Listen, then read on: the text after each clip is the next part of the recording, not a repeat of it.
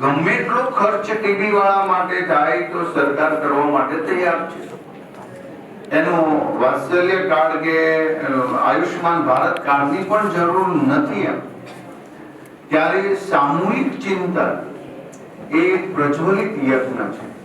એની અંદર આપણે સૌ પોતાનું કર્તવ્ય અને દાયિત્વ નિભાવવું.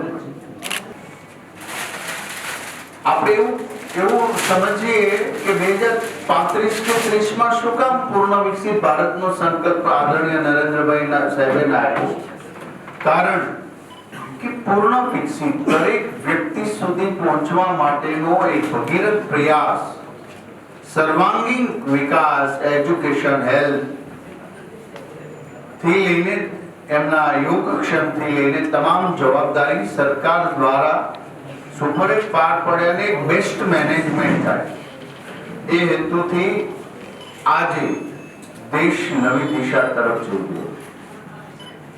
એમાં દેશની અંદર જ્યાં અનેક લોકો ગરીબીથી જ્યારે પીડાતા હોય, જ્યારે આજે આપણે સૌએ સાથે મળી નરેન્દ્રભાઈ સાહેબ જે વિચારે, જે કાર્યક્રમ આપે, એની પાછળનો ખૂબ દિવ્ય ભાવ હોય છે. એમની પાછળ દેશના નિર્માણ માટેની ખૂબ સરસ એમની ભાવના હોય છે.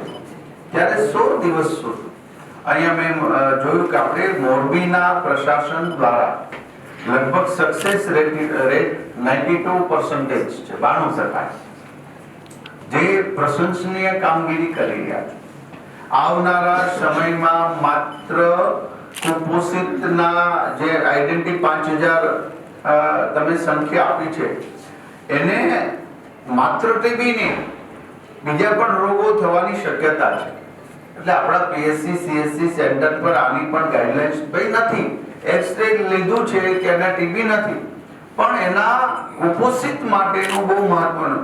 માત્ર ટીબી થાય એવું જરૂરી નથી, એમને અન્ય રોગો પણ થવાની પૂરી સંભાવનાઓ છે. માનસિકતાથી લઈને શારીરિક રીતે સક્ષમ બને એ હેતુ છે. આપણે સૌ પ્રયાસ કરવો પડે. ખાતા દ્વારા જે જાગૃતિ લાવી અને આપણા દેશના, આપણા ગામના, આપણા નાગરિકોને આપણે વહેલામાં વહેલી તકે કોઈ રોગ ન થાય અને થયો હોય તો પણ એને સારવાર મળી રહે તે માટે આપણે તમામ